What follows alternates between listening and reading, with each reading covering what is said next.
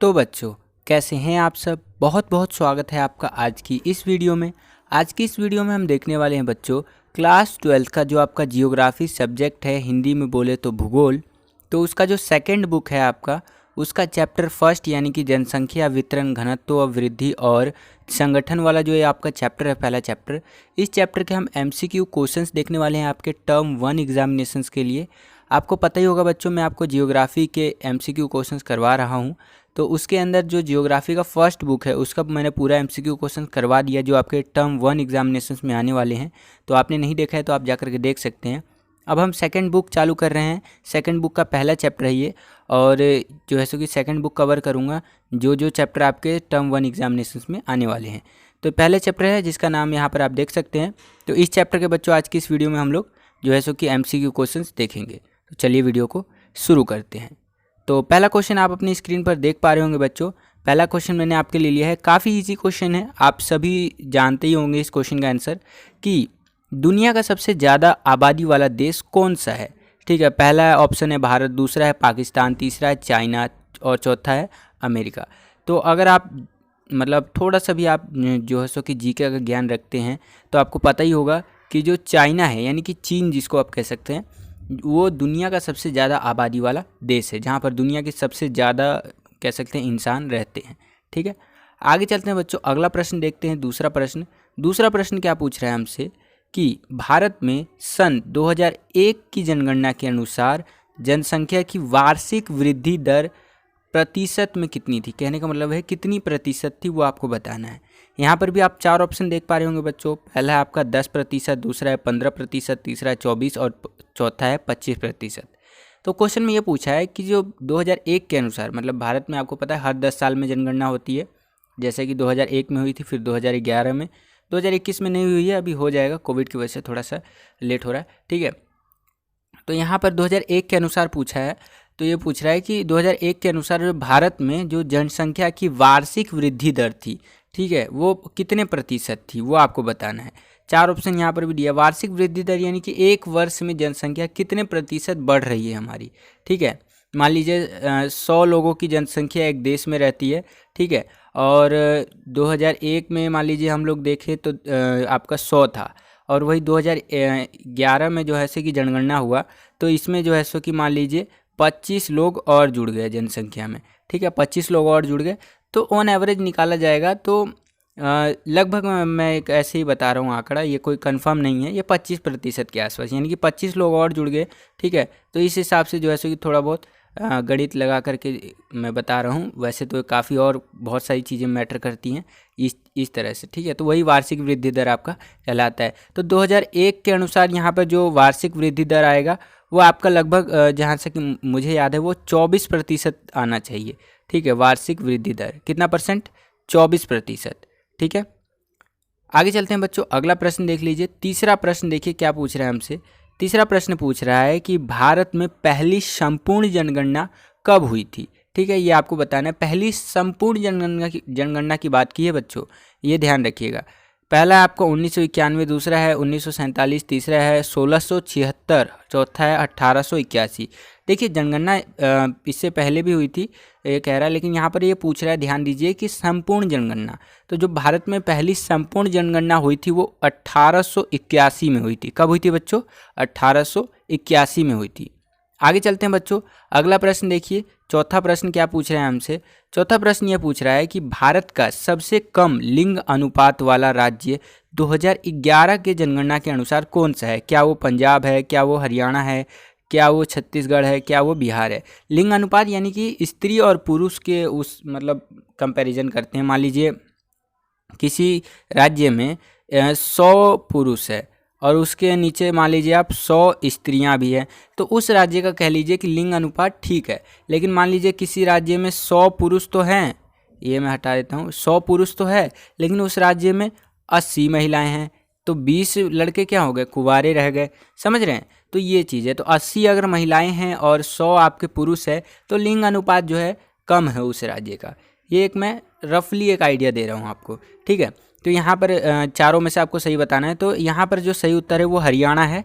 वहाँ पर सबसे कम लिंग अनुपात देखने को मिला है, क्योंकि आप आपको पता होगा कि हरियाणा में जो है सो कि ना ज़्यादातर मर्दों को प्राथमिकता दी जाती है कि हाँ जो है सो कि हमारा जो बेटा जन्मेगा वो आगे चल के हमारा नाम करेगा, हमारे ख़ानदान को बढ़ावा देगा। लेकिन अब जो है सो कि वो चीज़ें थोड़ी थोड़ी बदल रही हैं, अब लोग मॉडर्न हो रहे हैं तो चीज़ें चेंज हो रही है। ये पुराना डेटा है तो उसके अकॉर्डिंग मैं आपको बता रहा हूँ, ठीक है।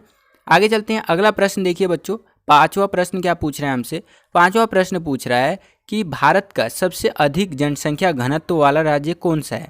यहाँ पर सबसे अधिक जनसंख्या वाला राज्य नहीं पूछा है, सबसे अधिक जनसंख्या घनत्व वाला राज्य पूछा है। इसको भी मैं एक्सप्लेन कर देता हूँ। जैसे मान लीजिए ये एक गोला एक राज्य है, ये एक गोला दूसरा राज्य है, ठीक है। ये चीज़ है, ये दो राज्य हैं, यानी कि दो गोलों को मैंने दो राज्यों के अंदर दर्शा दिया, ठीक है। एक राज्य के अंदर सबसे ज़्यादा जनसंख्या रहती है, ये मान लीजिए ये सबसे ज़्यादा डॉट डॉट जो बना रहा हूँ ये जनसंख्या है आपकी, ठीक है। और ये छोटा राज्य है, यहाँ पर ये बड़ा वाला गोला यानी कि बड़ा राज्य, ये छोटा वाला गोला यानी छोटा राज्य, ठीक है। इस बड़े वाले गोले के अंदर सबसे ज़्यादा देश का मान लीजिए सबसे ज़्यादा जनसंख्या रहता है, जैसे कि उत्तर प्रदेश है आपका, और ये छोटा गोला है, ठीक है। लेकिन इसके अंदर क्या है आपका, बहुत सारा जनसंख्या रहता है, जनसंख्या घनत्व तो बहुत सारा, बहुत जनसंख्या कह लीजिए इस टाइप से रहता है, बहुत डॉट, ये जो डॉट लगा रहा हूँ ना ये जनसंख्या है, ठीक है। छोटा राज्य होने के बावजूद भी यहाँ पर जनसंख्या का घनत्व तो जो है ना वो बहुत ज़्यादा है। इस तरह से देख रहे हैं, ये मैं जो डॉट लगा रहा हूँ ये जनसंख्या घनत्व को दर्शाने के लिए लगा रहा हूँ, ये चीज़ है। तो इस तरह से देखिए, छोटा राज्य होने के बावजूद भी यहाँ पर जनसंख्या घनत्व ज़्यादा है, और ये बड़ा राज्य है तब यहाँ की आबादी ज़्यादा है। तो ये चीज़ यहाँ पर पूछा है, ये नहीं पूछा है किस राज्य की जनसंख्या सबसे ज़्यादा है, यहाँ पर घनत्व की बात कर रहा है। तो यहाँ पर भी आप चार ऑप्शन देख पा रहे होंगे, पहला उत्तर प्रदेश है, दूसरा है राजस्थान, तीसरा है महाराष्ट्र और चौथा है बिहार। तो इसका जो सही उत्तर है बच्चों वो आपका है बिहार, जो है भारत का सबसे अधिक जनसंख्या घनत्व वाला राज्यों में से एक है, ठीक है। तो इसका सही उत्तर बिहार होगा। आगे चलते हैं बच्चों, अगला प्रश्न देखिए। छठा प्रश्न क्या पूछ रहा है हमसे? छठा प्रश्न पूछ रहा है कि वह राज्य जहां 2011 में ग्रामीण जनसंख्या का प्रतिशत सर्वाधिक था, यानी कि वो कौन सा राज्य है जिसके अंदर गांव में रहने वाली जनसंख्या सबसे ज़्यादा पाई गई थी जब 2011 में जनगणना हुआ था। तो पहला है बिहार, दूसरा झारखंड, तीसरा हिमाचल प्रदेश और चौथा है आपका पश्चिम बंगाल। तो वो राज्य है आपका हिमाचल प्रदेश के अंदर ग्रामीण जनसंख्या 2011 के अंदर सबसे ज़्यादा पाया गया था, ठीक है बच्चों। आगे चलते हैं, अगला प्रश्न देखिए बच्चों। सातवां प्रश्न क्या पूछ रहा है हमसे? सातवां प्रश्न पूछ रहा है कि भारत की कुल साक्षरता दर 2011 की जनगणना के अनुसार कितनी थी, ठीक है। अब आप बोलेंगे कि सर साक्षरता दर 2011 के अनुसार और वो भी पूरे भारत का, तो ये निकाला जा सकता है, कोई दिक्कत वाली बात नहीं है। साक्षरता दर यानी कि पढ़े लिखे लोगों की संख्या कितनी है, पूरे भारत में पढ़े लिखे लोगों की संख्या कितनी है। पढ़े लिखे लोगों को अलग अलग मतलब कह सकते हैं, ये नहीं कि पढ़े लिखे लोगों के अंदर MA PhD हायर एजुकेशन वाले एकदम ज़्यादा से ज़्यादा लोग, ठीक है। पढ़े लिखे हैं या नहीं है कोई व्यक्ति, इसका भी मापने का एक तरीका होता है, ठीक है। वो कोई कहते हैं कि अगर कोई अपना नाम लिख ले रहा है तो वो भी पढ़ा लिखा है, ठीक है। तो अलग अलग तरीका होता है, खैर वो एक अलग बात है, वो कभी और हम डिस्कस करेंगे। तो यहाँ पर पूछ रहा है कि 2011 की जनगणना के अनुसार भारत में पढ़े लिखे लोगों की जो मतलब साक्षर लोगों की जो है सो कि कह लीजिए प्रतिशत है वो कितना है, क्या वो 74% थे या 80 थे या फिर 85 थे या फिर 70 थे। तो यहाँ पर जो सही उत्तर होगा वो 74 यानी कि 74% लोग साक्षर थे 2011 की जनगणना के अनुसार भारत के अंदर, ठीक है। आगे चलते हैं बच्चों, अगला प्रश्न देखिए। आठवां प्रश्न क्या पूछ रहा है हमसे कि भारत की कुल महिला साक्षरता दर कितनी है। 2011 के डेटा के अनुसार ही बात कर रहा हूँ मैं, 60%, 65%, 66 या फिर 90%। तो 2011 की जनगणना के अनुसार भारत की कुल महिला साक्षरता दर है वो आपका 65% यानी 65%, ठीक है। ये चीज़ है, ध्यान रखिए। जो है सो कि साक्षरता दर, अब साक्षरता दर को भी मापने का अलग पैमाना होता है, ये चीज़ भी ध्यान रखिएगा आप, ठीक है। आगे चलते हैं, अगला प्रश्न देखिए। नौवां प्रश्न क्या पूछ रहा है हमसे कि 2011 की जनगणना के अनुसार भारत का सबसे ज़्यादा जनसंख्या वाला राज्य कौन सा है। यहाँ पर पूछ रहा है सबसे ज़्यादा जनसंख्या वाला राज्य, घनत्व वाला राज्य नहीं। अभी मैंने आपको समझाया था जनसंख्या वाला राज्य और जनसंख्या घनत्व वाले राज्य में क्या अंतर होता है।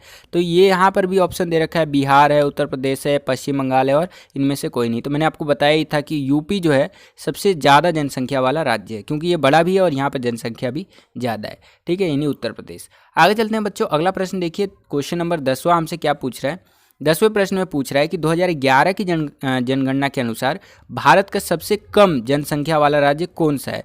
यहाँ पर आपका सिक्किम है, असम है, केरल है, ठीक है, उसी हिसाब से तमिलनाडु है। तो कौन सा ऐसा राज्य है जो 2011 की जनगणना के अनुसार सबसे कम जनसंख्या वाला राज्य है। तो वो आपका सिक्किम है। ये पहला ऑप्शन आपका सही होगा। सिक्किम के अंदर सबसे कम जनसंख्या पाई गई थी 2011 की जनगणना के अनुसार। ठीक है, आगे चलते हैं। 11वां प्रश्न देखिए बच्चों, 11वां प्रश्न क्या पूछ रहा है हमसे कि मुख्य श्रमिक किसे कहते हैं। 4 ऑप्शन यहाँ पर आप देख पा रहे होंगे बच्चों। पहला है बेरोजगार व्यक्तियों को कहते हैं, यानी अनएम्प्लॉयड लोगों को मुख्य श्रमिक कहते हैं। दूसरा है आपका रोजाना काम करने वाले व्यक्तियों को कहते हैं। तीसरा है आपका वर्ष में 183 दिन काम करने वाले व्यक्तियों को कहते हैं, यानी लोगों को कहते हैं। और चौथा है इनमें से कोई नहीं। तो यहाँ पर देखिए ध्यान देने वाली बात यह है कि बेरोजगार व्यक्ति तो हो ही नहीं सकता, ये बिल्कुल ही गलत है। ठीक है, इनमें से कोई नहीं, ये भी गलत है। ये सेकेंड वाला ऑप्शन आपको कंफ्यूज करेगा कि रोजाना काम करने वाले व्यक्तियों को कहते हैं। तो रोजाना यानी वर्ष में 365 दिन होता है, लीप ईयर 366 दिन, हम 65 दिन अभी लेके चल रहे हैं। ठीक है, तो रोजाना के अंदर कोई डेफिनेशन नहीं दे रखी है कि कितना होना चाहिए, लेकिन यहाँ पर अगर आप देखेंगे तो थर्ड वाले ऑप्शन में ये बता रखा है कि वर्ष में 183 दिन कम से कम काम करना चाहिए उसको। 183 दिन काम करने वाले 183 डेज अगर वो काम करता है तो वो आपका मुख्य श्रमिक कहलाता है। यानी कि थर्ड वाला ऑप्शन आपका सही होगा और ये सेकंड वाला यहाँ पर गलत हो जाएगा। ठीक है बच्चों, तो ये ध्यान दीजिएगा। आगे चलते हैं, अगला प्रश्न देखिए बच्चों। 12वां प्रश्न क्या पूछ रहा है हमसे। 12वें प्रश्न के अंदर पूछ रहा है कि भारत में राष्ट्रीय युवा नीति को कब अपनाया गया। ठीक है, तो यहाँ पर भी 4 ऑप्शन आप देख पा रहे होंगे। पहला है सन 2000 के अंदर, दूसरा है 2001 में, तीसरा है आपका 2002 में और चौथा है आपका 2003 के अंदर। ठीक है, तो ये चीज़ है। तो इसका सही उत्तर होगा बच्चों 2003 में जो है सो कि भारत के अंदर राष्ट्रीय युवा नीति को अपनाया गया था।